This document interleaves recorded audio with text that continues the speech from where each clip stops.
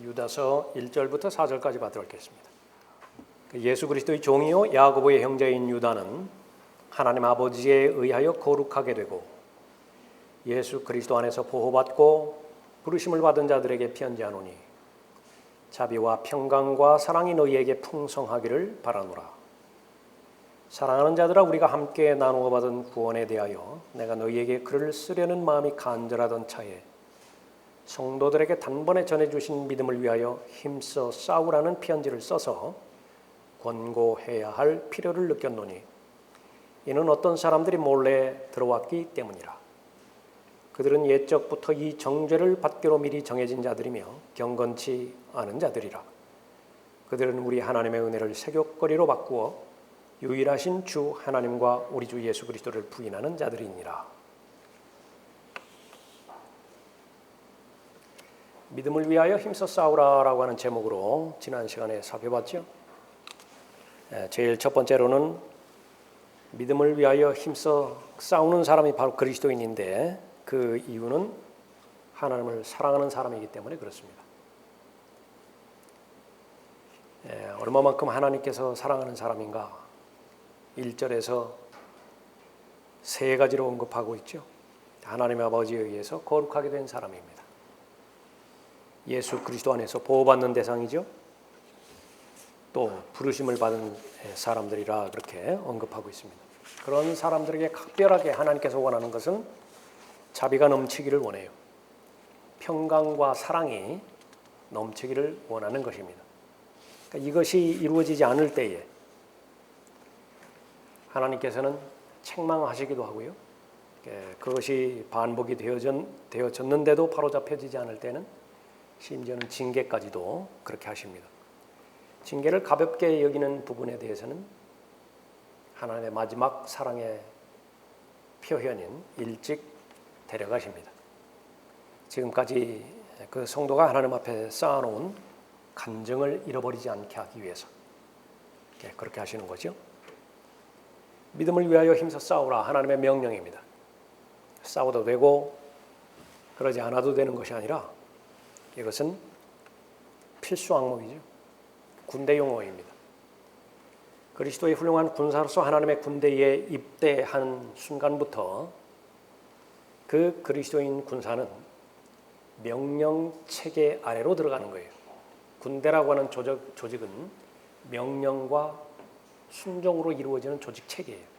거기에 질서가 있고 거기에 목적이 있죠. 그 부분에 동의하지 않는다. 그러면 군인이라고 할 수 없지요. 믿음을 위하여 힘써 싸우는 사람은 진리를 사랑하는 사람이기 때문에 그렇습니다. 그러니까 진리를 사랑하지 않는 사람은 아무런 싸울 것이 없어요. 그냥 사는 거예요. 계속해서 교회를 나간다 하더라도 찬송을 열심히 부른다 하더라도 그냥 사는 거예요. 종교라고 하는 방편을 선택해서. 그러나 실제로 진리이신 예수 그리스도를 통해서 구원받고 계속해서 진리를 사랑하는 사람은 힘써 싸우라고 하는 명령에 부합되게 싸우는 사람입니다. 3절 보십시오. 사랑하는 자들아, 우리가 함께 나누어 받은 구원에 대하여 내가 너희에게 글을 쓰려는 마음이 간절하던 차에 성도들에게 단번에 전해주신 믿음을 위하여 힘써 싸우라는 편지를 써서 권고해야 할 필요를 느꼈노니.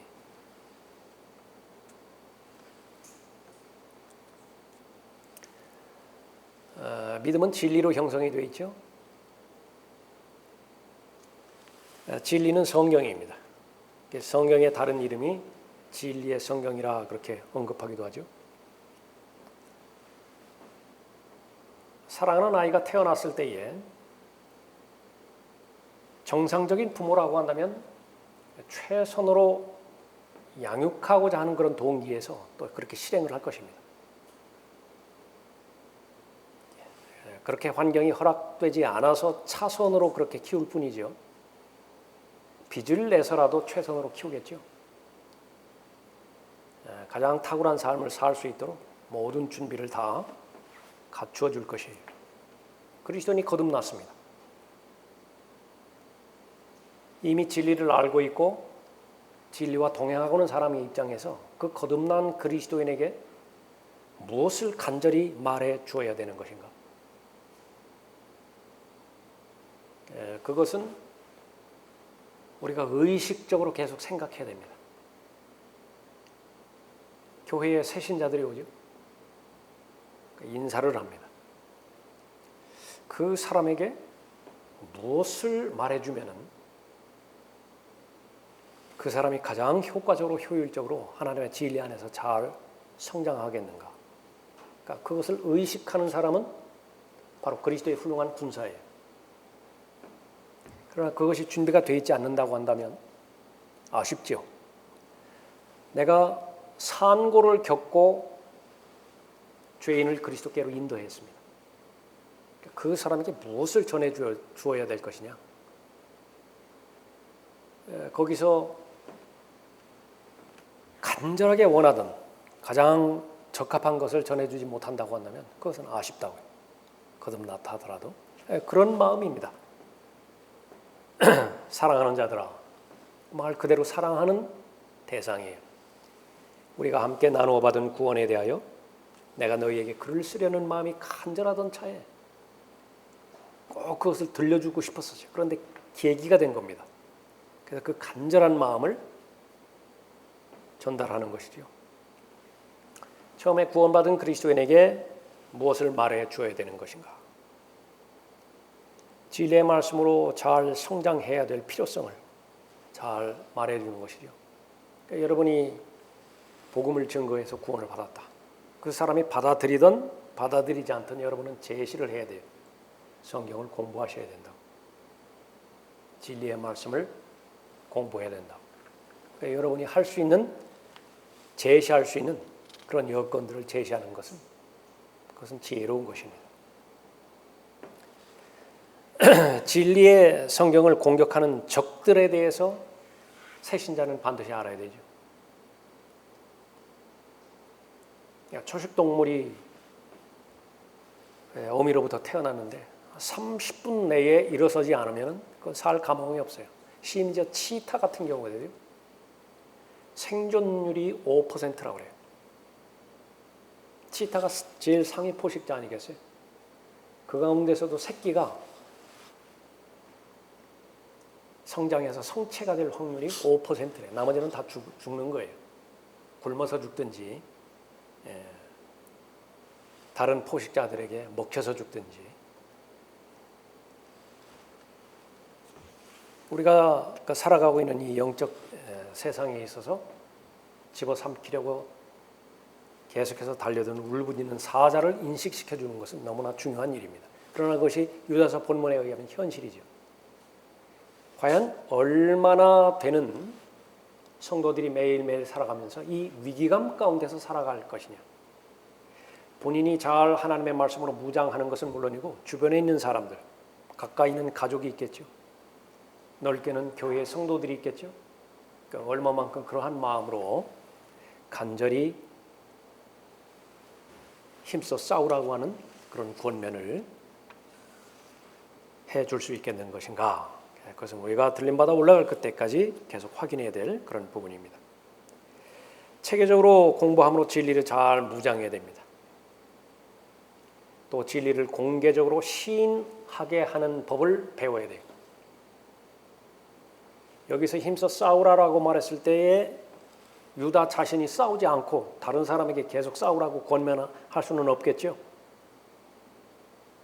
자신이 예수 그리스도를 시인하지 않은 채에 다른 사람들 보고 예수 그리스도를 시인하라고 그렇게 권면하거나 도전할 수는 없겠죠. 그건 너무나 분명한 것입니다. 그러나 무엇을 가지고 싸울 것이냐? 진리를 가지고 싸우는 거예요. 그 진리는 믿음에 대한 싸움이거든요. 그래서 믿음에 선한 싸움이라고. 믿음은 마음에서 이루어지는 것인데 그 마음에서 이루어진 것이 밖으로 표출되는 것이 시인이에요. 그러니까 말로 싸우는 겁니다. 거의 대부분 말로 싸우는 거예요. 예수 그리스도께서 이 땅에 재림하셔서 천년왕국이 실현이 되어지면 그때는 물리적인 통치권과 물리적인 상수권이 우리에게 주어져요. 그때는 실제로 통치하는 것입니다. 그러나 들림받아 올라갈 그때까지 이 지역교회에게는요, 그런 물리력을 주신 적이 없어요. 구령하다가 거리에서 설교하다가 다른 사람이 한쪽 뺨을 때렸다. 그러면 맞고 말아야 돼요. 그럴 수 있습니까? 그래야 됩니다. 그래야 돼요. 그것이 일관된 성경적인 가르침이에요. 교회에서 분란이 일어나고 성도 간에 다툼이 생기고 손해보라는 거예요. 그러니까 그것이 믿음의 선한 싸움이에요. 아주 치졸한 싸움으로 가지 않는 지름길인 것입니다. 그런데 그 전체적인 그 부분에 있어서 시인이에요. 시인. 매일매일마다 내가 하나님 앞에서 예수 그리스도를 시인해야 되고요. 말씀과 기도로 만나는 부분이죠. 공개적으로 예수 그리스도를 시인해야 돼요. 매 주일마다 하나님 앞에 영과 진리로 경배드리죠. 시인하는 거예요. 공개적으로 시인하는 것이라. 또 여러분에게 문 열어주시는 때마다, 기회 주시는 때마다 예수 그리스도를 개인의 구주로 시인하죠. 증거예요. 부활의 증인들입니다. 그것이 이루어지지 않는다고 한다면 싸우는 게 아니에요. 그러니까 내가 우선 공개적으로 예수 그리스도를 시인할 수 있어야 되고요. 두 번째로는 그러한 부분에 있어서 권면할 수 있어야 됩니다. 우리에게 더 확실한 예언의 말씀이 있으니 날이 새어 샛별이 너희 마음에 떠오르기까지 너희가 어두운 곳에서 빛나는 빛에 주의하듯 이 예언의 말씀에 주의하는 것이 잘하는 것이라. 베드로후서 1장 20절 말씀인데 샛별이 너희 마음에 떠오르기까지. 샛별은 주 예수 그리스도시죠. 이제 언젠가는 떠오르실 것이라고요. 교리적으로 그리스도인에게는 휴거에게 적용되어지겠죠. 그때까지 우리에게 권면하신 말씀은 예언의 말씀에 주의하는 거예요. 그러니까 우리가 예언의 말씀에 주의하고 잘 집중하고 있다고 한다면 하나님의 칭찬이 기다리는 것입니다. 잘하는 것이라. 먼저 이것을 알지니 성경의 어떤 예언도 사사로운 해석에서 나오는 것이 아니니 예언은 예전에 사람의 뜻에서 나온 것이 아니요 오직 하나님의 거룩한 사람들이 성령으로 감동을 받아 말한 것이니라. 듣기 좋은 소리가 있습니다. 재미있는 소리가 있어요. 사람들은 그런 소리를 듣기를 원하죠. 부담이 되지 않는 소리를 원한다고요. 디모데후서 3장에 의하면. 그러나 잊지 말아야 될 것은요. 그런 것은 공기를 타고 전파되다가 순간적으로 없어져 버려요. 그러니까 순간만 만족하는 거예요. 그러나 하나님의 말씀은 그것이 아닙니다. 하나님의 말씀이 반드시 전파되었다고 한다면요.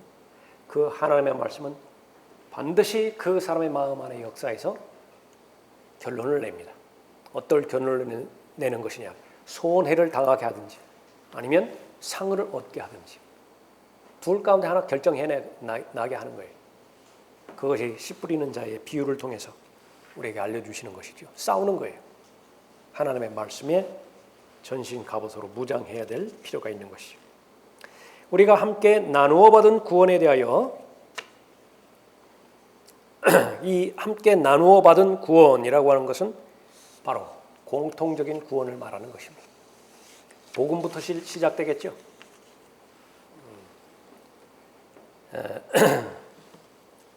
어린아이에게 해당되어지는 저제에 해당되어지는 말씀이 있을 것입니다.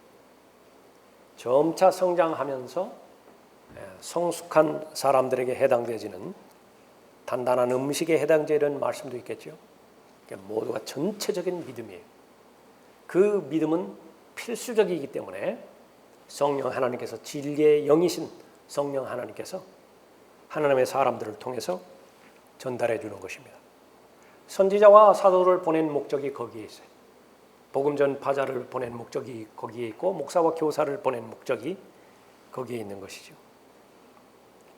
교리적으로 살펴보면 바울이 전한 믿음이 있습니다. 바울이 말하는 믿음.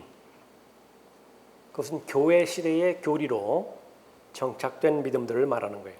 예수 그리스도의 신성이라든지 성별된 생활이라든지 믿는 자의 두 가지 성품에 대해서 가르치죠.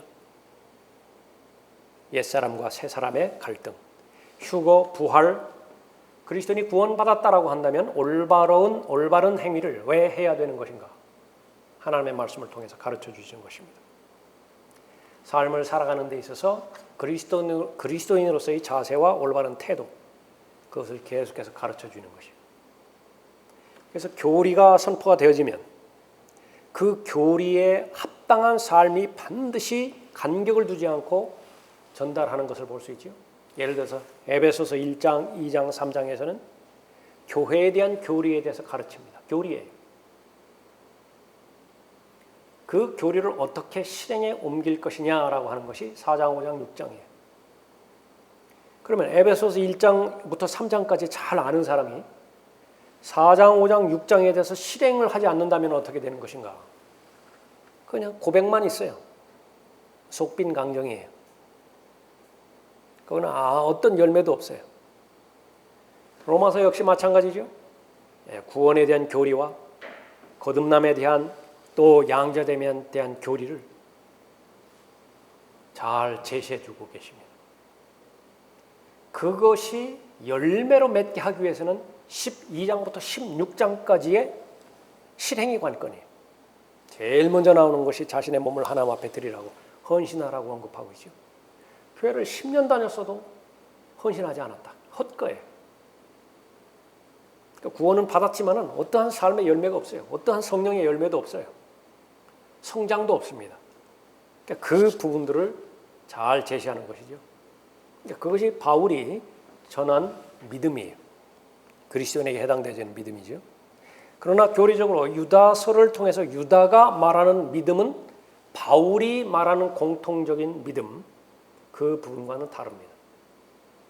왜 그런 것인가? 대환란 교리이기 때문에 그래요. 로센 알들에 대해서 언급하고 있고요. 5절에 보면 이집트 땅이 나오죠. 또 9절에 보면 모세가 나옵니다. 계속 구약적인 내용을 말하는 거예요. 영광 중에 이스라엘을 대표하는 천사가 나와요. 모세와 더불어서 사탄에 의해서 조종당한 인물들이 나옵니다. 11절에 카인의 길이 나오죠. 발라함의 잘못이 나오죠. 코라의 모반이 나오죠. 이런 부분들은 바울이 가르치고 전달하는 믿음이 아니에요. 공통적인 믿음이 아니라고. 교리적으로 유대인들과 관련된 그런 인물들입니다. 15절에도 보면 이는 모든 사람을 심판하시고 그들 가운데 있는 경건치 않은 모든 자가 경건치 않게 행한 모든 경건치 아니한 행위와 경건치 아니한 죄인들이 주를 거슬러 말한 모든 거친 말에 대하여 정죄하시려는 것이라. 요한계시록에 보면 하나님을 모독하는 적그리스도의 세력들이 나오죠. 그 두 가지가 구분이 되어지는 것입니다. 그래서 바울이 말하는 믿음이 있고요. 바울 서신에 나오는 믿음입니다. 반면에 일반 서신에서 나오는, 유다로 말하면 유다서에서 나오는 믿음이 있는데 그 두 가지가 구분이 되어질 때에 바로 믿음으로 말미암아 은혜로 구원받는다라고 하는 교리에 대한 확신을 가질 수가 있는 것입니다. 믿음을 위하여 함께 힘써 싸우라 말씀하시죠. 그리스도인은 그리스도의 훌륭한 군사들입니다. 훌륭한 군사로 발견되기 위해서 하나님의 전신 갑옷으로 매일매일마다 무장하는 사람이고요. 애쓰는 사람이죠. 승리를 쟁취해서 그 영광을 우리의 대장이신 예수 그리스도께 올려드리는 사람입니다. 믿음을 위하여 힘써 싸우라. 세 번째로 예수 그리스도를 사랑하는 사람이기 때문에 그래요. 예수 그리스도를 사랑하는 사람은 믿음을 위하여 힘써 싸우는 사람이에요. 그러니까 예수 그리스도를 사랑한다라고 하는 것을 우리가 배워야 되죠. 예수 그리스도를 사랑하는 사람은 영접하는 사람이에요. 예수 그리스도께서 문 두드리는데 다른 데 가시라고 문 열어주지 않는 사람이 아니에요. 영접하는 것입니다. 거기서부터 시작되지. 예수 그리스도께서 하시는 말씀에 대해서 존중히 여기고 귀히 여기는 사람이에요. 잘 듣는 사람이죠. 그래서 예수 그리스도를 사랑하는 사람은 그분의 말씀에 관심이 있어요. 마르다와 마리아에 대한 교훈을 우리가 잘 알아야 됩니다. 우리가 일을 열심히 해야 되지만 섬김은 필수적이지만 그리스도인의 삶 가운데서 그것이 의미가 있기 위해서는 말씀에 대한 관심 가운데서 우리가 섬겨야 돼요. 말씀에 대한 관심은 거의 없는 상태에서 그냥 사역에만, 일에만, 섬김에만 매달린다. 그건 종교예요. 그러니까 계속 우리가 확인해야 됩니다. 그러니까 예수 그리스도를 사랑하는 사람은 어떤 사람이냐? 예수님으로부터 말씀을 들었죠. 그런 그 들은 말씀은 반드시 실행하는 사람이에요. 거기까지 갈 때에 그리스도에 대한 사랑은 점점 더 커지는 것이죠. 그러니까 예수 그리스도를 사랑하는 사람이에요. 4절 보십시오. 이는 어떤 사람들이 몰래 들어왔기 때문이라. 그들이 옛적부터 이 정죄를 받기로 미리 정해진 자들이며 경건치 않은 자들이라. 그들은 우리 하나님의 은혜를 세귑거리로 바꾸어 유일하신 주 하나님과 우리 주 예수 그리스도를 부인하는 자들이니라. 어떤 사람이 몰래 들어온 목적은 무엇인가? 예수 그리스도를 사랑하는 것을 방해할 목적으로 하는 것입니다. 이것은 인류의 역사죠. 하나님의 형상으로 창조된 아담과의 관계를 끊어버리기 위해서 사탄은 옛 뱀으로서 사람에게 접근한 것입니다. 하나님의 말씀에 대한 신뢰를 깨뜨려 버리기 위해서 말씀에 의심을 넣어버렸죠. 정말로 하나님께서 그렇게 말씀하시더냐? 그러니까 그것은 다른 말로 하면 진실로 믿느냐 그 말이에요. 그러니까 진실로 믿지 않는 것은 고린도전서 15장의 표현대로 간다면 그냥 헛되이 믿는 거예요. 헛되이. 그럼 그것은 구원받지 못해요. 복음을 굳게 붙잡아야 돼요. 복음은 단순한 것이지만은요, 조건은 마음으로 믿어야 돼요. 굳게 붙잡을 때에 구원은 보장해 주는 것입니다. 그 이후로 계속해서 자신의 믿음이 형성되어지고 자신의 믿음이 깊어지기 위해서는 역시 마찬가지예요. 진실된 믿음이 발견되어야 되는 것인데 내가 진실되게 믿고자 하는 그 영역만 존재한다고 한다면 아직도 모르는 것이라. 무엇을 모르는 거예요? 몰래 들어온 세력들에 대해서 나는 무지한 거예요. 이리가 나를 노리고 있다는 사실을 모르고 있는 것이고요. 울부짖는 사자가 나를 삼킬 목적으로 두 눈 부릅뜨고 있다고 하는 사실을 나는 지금 인지하고 못하고 있는 거예요. 하나님께서 별로 좋아하지 않는 사람은 순진한 사람이에요. 아무짝에도 쓸모없어요. 순진한 사람. 현명해야 되고 지혜로워야 되고요. 연단돼야 돼요. 탁월해야 됩니다. 하나님께서 주신 은사가 있죠. 부지런히 개발해서 언제 어디서든지 능수능란하게 사용할 수 있어야 돼요. 전문가가 돼야 돼요. 달리기 경주자로 불렀다고 한다면 최선을 다해서 결승전까지 올라가야 되죠. 여기서 힘써 싸우라고 하는 그런 표현이 있죠. 힘써 싸우라고 하는 그 표현은요, 성경의 일관된 주장입니다. 그래서 하나님께서는 나에게 요구하는 영역이 있는 것인데 그것은 무엇이냐 그러면은요, 부지런하라 그래요. 할 수 있는 것을 하라 그래요. 내가 할 수 있는데 하지 않는 것은 게으른 거예요. 게으른 것은 악한 거예요. 하나님께서 도와주지 않아요. 그 사람은. 믿음에 있어서도 마찬가지예요. 그 믿음에 있어서도 내가 해야 될 일이 있다. 구원받기 전에는 내가 할 수 있는 일은 단 하나도 없어요. 옛사람밖에 없기 때문에. 그러나 지금 새 사람이 재창조가 되었죠. 그 새 사람 안에는 능력이 있다고요. 왜? 예수 그리스도와 똑같은 성품의 본질이기 때문에 그래요. 하고자 하는 의욕이 있다고 한다면, 하고자 하는 믿음이 있다고 한다면 얼마든지 할 수 있어요.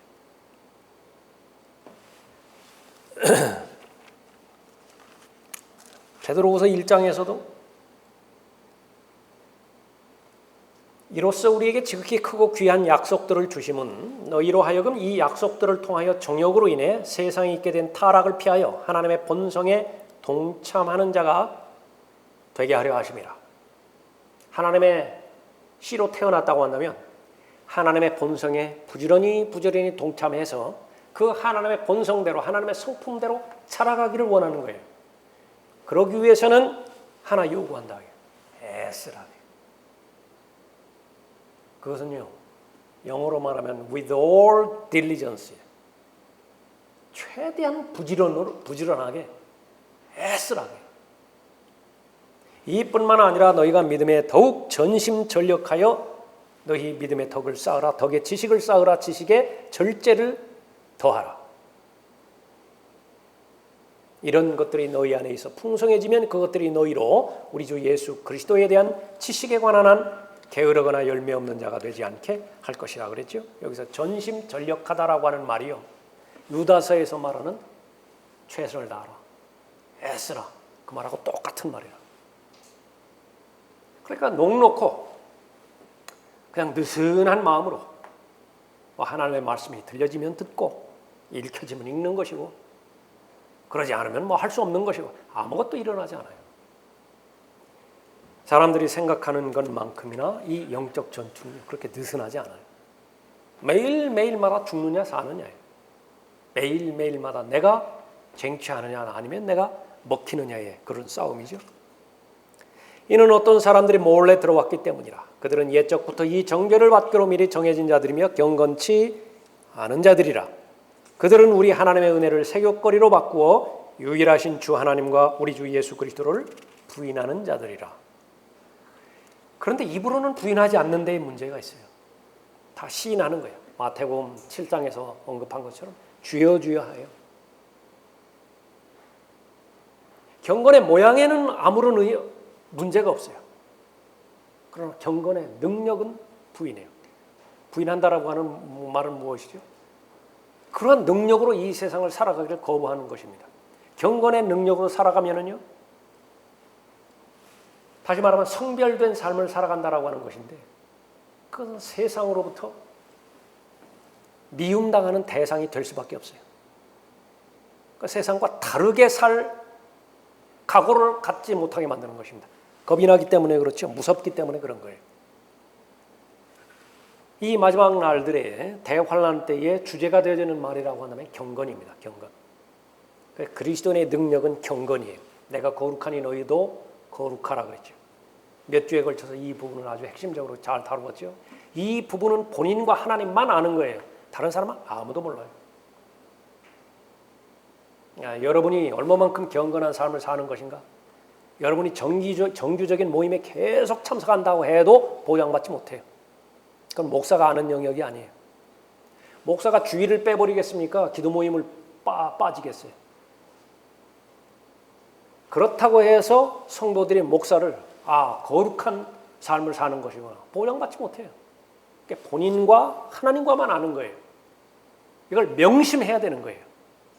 왜 그렇습니까? 사탄이 관여하는 일이기 때문에 그래요. 사람의 이 타락한 본성이라고 하는 것은요, 아주 집요해서 하나님으로부터 한 분만으로부터 인정받는 것에 만족하는 것은요, 아주 치열한 싸움의 결과예요. 처절하다고요. 죄의 본질 아니에요. 마귀는, 사탄은 자신을 입증하고자 하는 것으로부터 하나님으로부터 심판받은 거예요. 그것이 그대로 전수되어서 사람들의 모임이라든지 특히 교회에서는요, 자신을 입증하려고 해요. 자신을 입증하려고.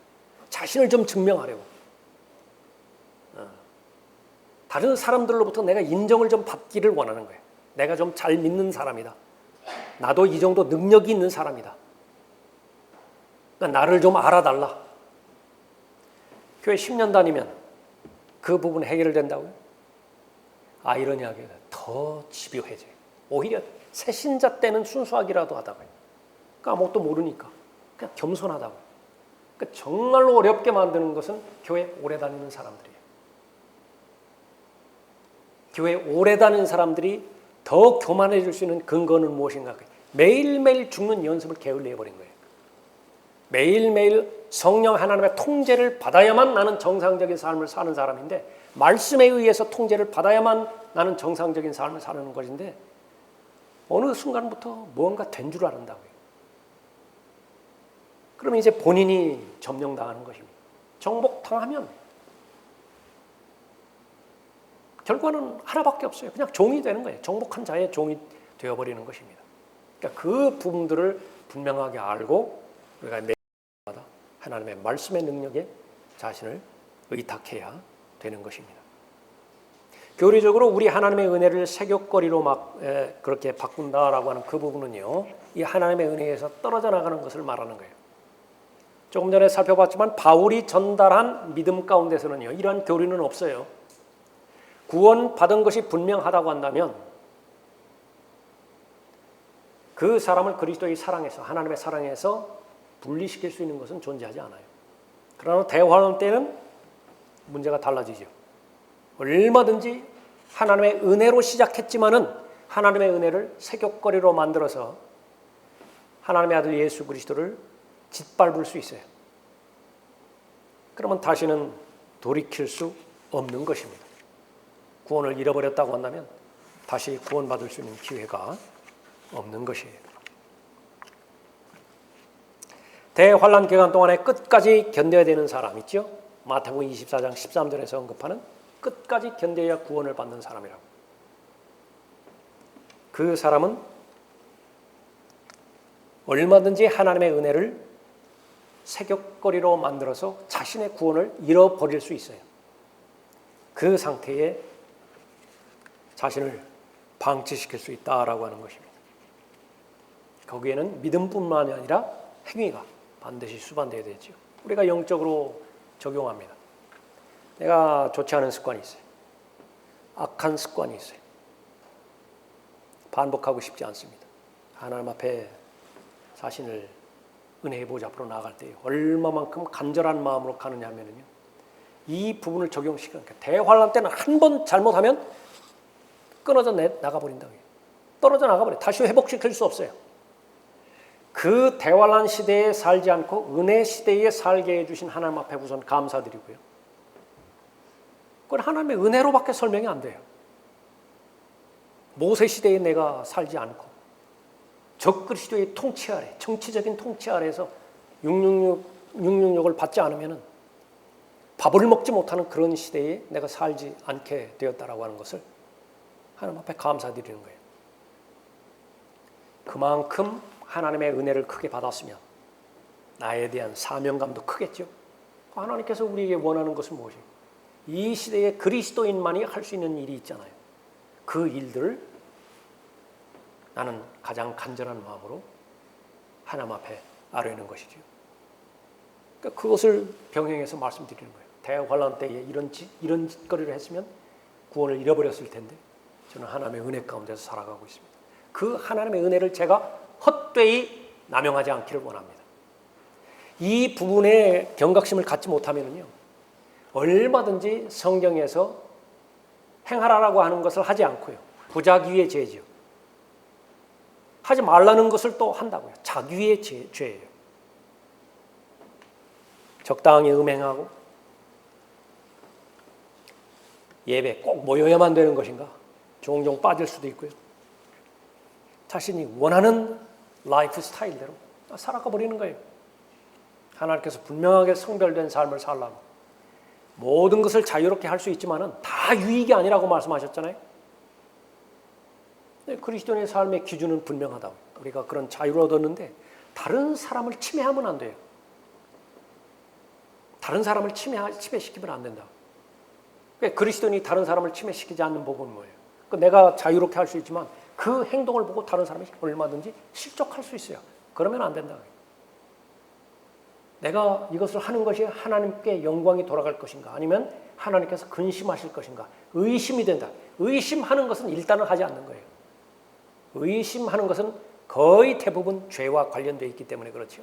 그러니까 그러한 성경적인 교훈과 성경적인 원리로 잘 무장이 되었다고 한다면 그 사람은 절대로 하나님의 은혜를 남용하지 않는 것입니다.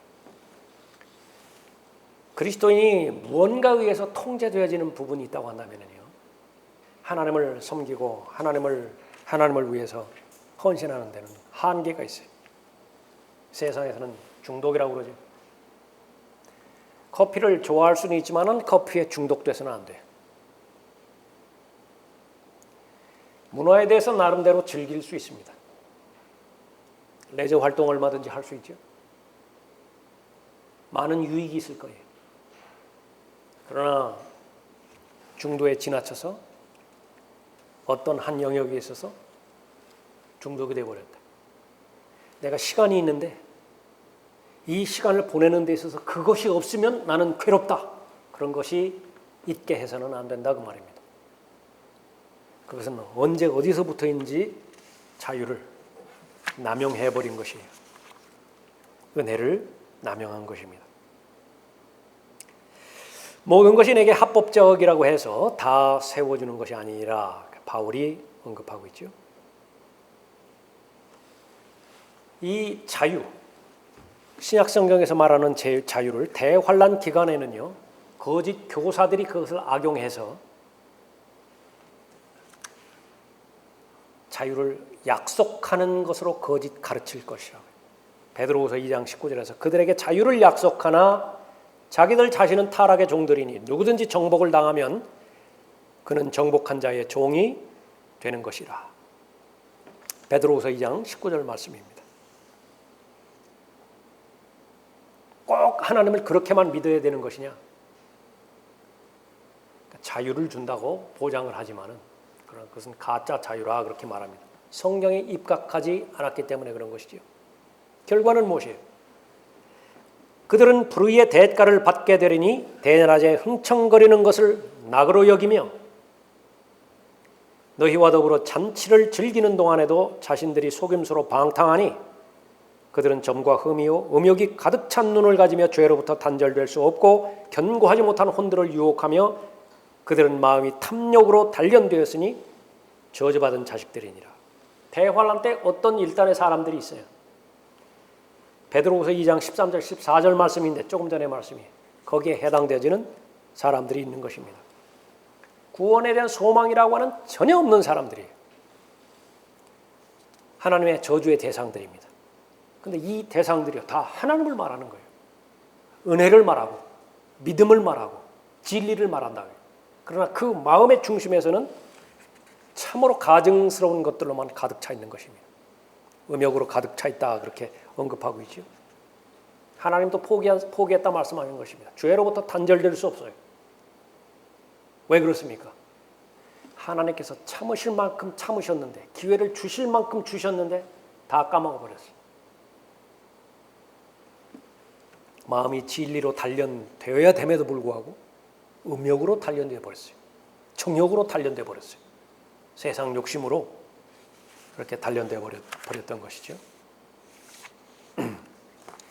교리적으로 이런 사람은 없습니다. 지금 한번 구원 받았다라고 하면 계속 강조하는 것은 바울 서신에서는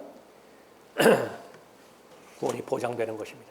그러나 문제는 구원받은 이후에 그리스도인은 신중하게 들림받아 올라갈 그때까지 살아야 되죠. 목적은 무엇이에요? 구원받은 이후에 그리스도인의 목적은 섬김이기 때문에 그래요. 구원받은 이후에 그리스도인의 목적은 청지기로서의 삶을 살아내는 것이기 때문에 그렇죠. 아들로서의 심판은 매일매일마다 실현이 되어져요.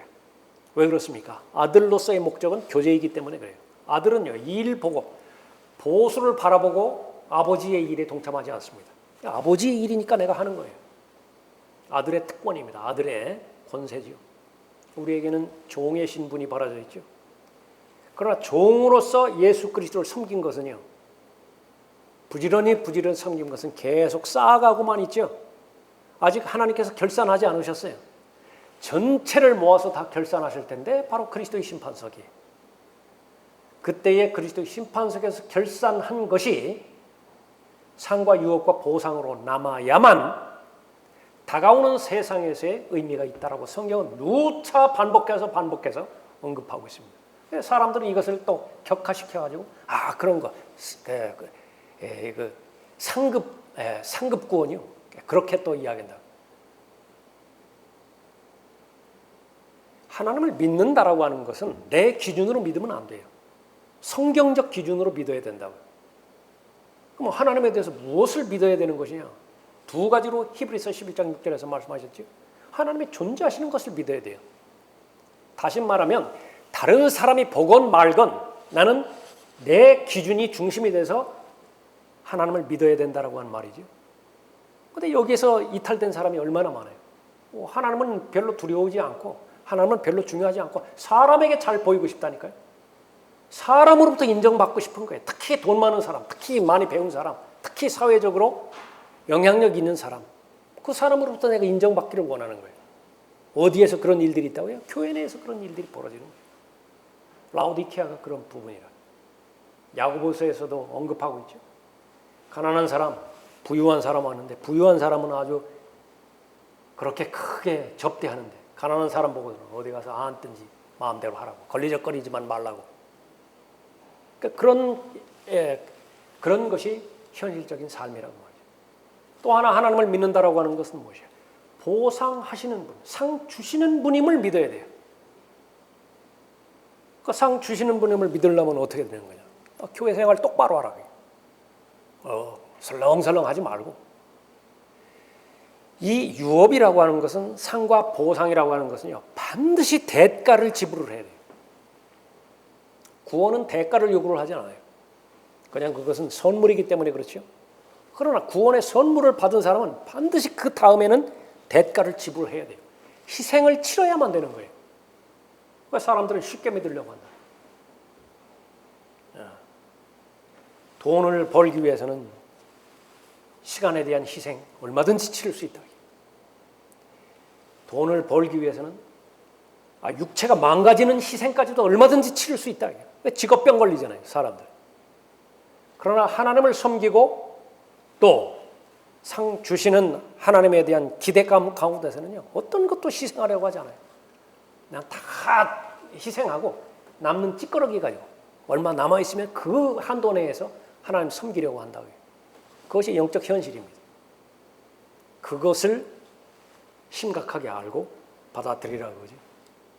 그러니까 여러분들이 이 사실을 액면 그대로, 말씀의 액면 그대로 잘 받아들였다고 한다면 힘써 싸우는 사람이에요.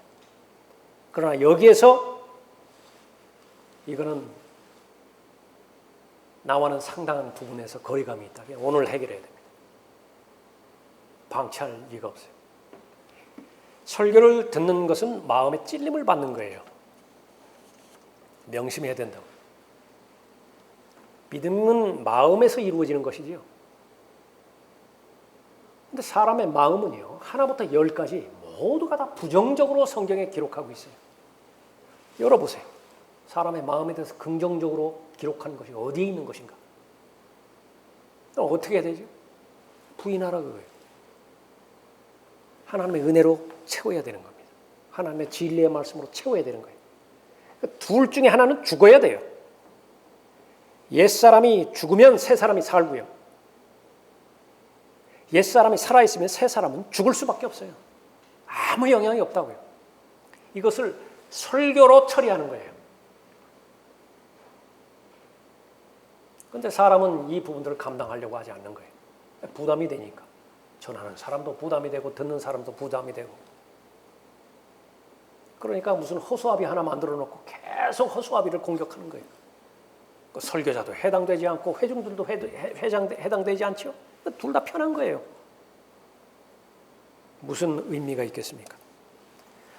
성경적 교리를 기반으로 해서 가르침이죠. 성경적 교리는 반드시 책망이 따라야 된다고요. 반드시 바로 잡게 하는 것이 필요하다고요. 그런데 계속해서 책망하고 바로잡고 책망하고 바로잡고 반복되면 어떻게 돼요? 그것도 못할 짓이죠. 그러니까 의로 훈육해야 된다고요. 연단이 되고 잘 훈련이 돼서 궁극적으로는 일주일에 그 5번 저질렀었는데 3번으로 줄어들 것이라고요. 책망과 바로잡을 통해서. 언젠가는 그 짓 안 할 것이라고요. 의로 훈육되는 것이죠.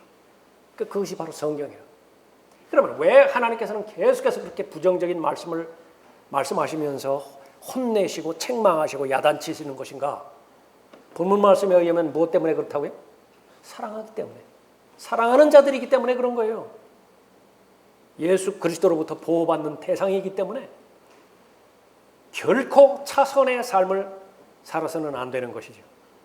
그러기 위해서는 힘써 싸우는 삶을 비켜가고서는 불가능하다. 그렇게 언급하고 있는 것입니다. 하나님의 말씀을 가볍게 듣는 한 어떠한 삶의 변화도 없어요. 삶의 변화란 마음의 변화를 통해서 이루어지는 것인데 마음의 변화라고 하는 것은요. 옛 것들을 죽이는 거예요. 골로새서 3장 5절이라든지 로마서 8장에서 자신의 육신을 죽이는 것이라고요. 그러니까 무엇으로 죽인다고요? 말씀의 능력으로, 성령의 능력으로 죽여야만 마음의 변화가 비로소 산다고. 그런데 죽이는 그 대상에 대해서는 지레 겁을 먹고 가까이 다가가려고 하지 않는다. 정작 죽여야 되는 그런 상황 가운데서는 그거 없이 살 수 없거든요. 육신의 정욕과 안목의 정욕과 생의 자랑, 그것으로부터 분리되어진 상태에서 살 자신이 없는 거예요. 그러니까 계속 미룬다고요. 그 결정을 계속 미루는 거예요. 그러나 하나님의 말씀은 분명하게 약속합니다. 하나님의 말씀은 못할 것이 없어요. 하나님과 똑같은 분이시기 때문에 그렇죠. 하나님이 못할 일이 어디 있어요? 어려워서 못할 일이 어디 있겠어요? 하나님의 말씀도 역시 마찬가지입니다. 유다는 계속해서 싸우고 있습니다. 유다가 사랑하는 사람들도 자신과 똑같이 싸우기를 바라요. 싸우지 않으면 패배하기 때문에 그런 것이죠. 여러분, 개인은 들림받아 올라갈 그때까지 이 싸움에서 단 하루도 면제되지 않습니다. 이 싸움에 대해서 잘 준비하고 대비할 때에 성경에서 보장하는 것처럼 여러분은 하나님을 사랑하는 사람으로 입증될 것이고요. 여러분은 진리를 진정으로 사랑하는 사람으로 입증될 것이고, 또 여러분은 예수 그리스도를 진정으로 사랑하는 사람으로 입증될 것이에요. 다른 사람은 신경 쓰지 말라고요. 예수 그리스도를 부인하든 하나님의 말씀에 대해서 계속해서 의심을 품던 그건 다른 사람들의 일이라. 가장 중요하고 또 본질적인 일은요, 여러분 자신에 대해서 우선적으로 잘 성찰하시고 여러분 자신에 대해서 계속 바로 잡아가야 된다고요. 그것만 하는 데에도 시간이 없을 거라고요. 그것만 하는 데도 여력이 부족할 것이라고요. 다른 사람에 대해서 신경 쓸 여력이 없다고요. 그렇게 해서 잘 갖춰진 상태에서 하나님의 진리의 말씀으로 동일한 생각과 또 동일한 마음으로 무장된 동역자들과 연합해서 얼마 남지 않은 이 지상에서의 삶을 계속해서 고군분투하는 것입니다. 전력 투구하는 거예요. 부지런히 달려가는 것이죠. 하나님의 약속은 보장합니다. 잘하였다 신실한 종아, 칭찬하는 것이죠. 오늘 특별히 기도하실 때 가지고 나온 기도 제목보다 우선적으로 이 하나님의 말씀에 의해서 그런 사람으로 발견되겠습니다. 그런 기도를 하나님 앞에 드리고 여러분들이 또 간구해야 되는 그런 기도들 그렇게 드리시기 바랍니다.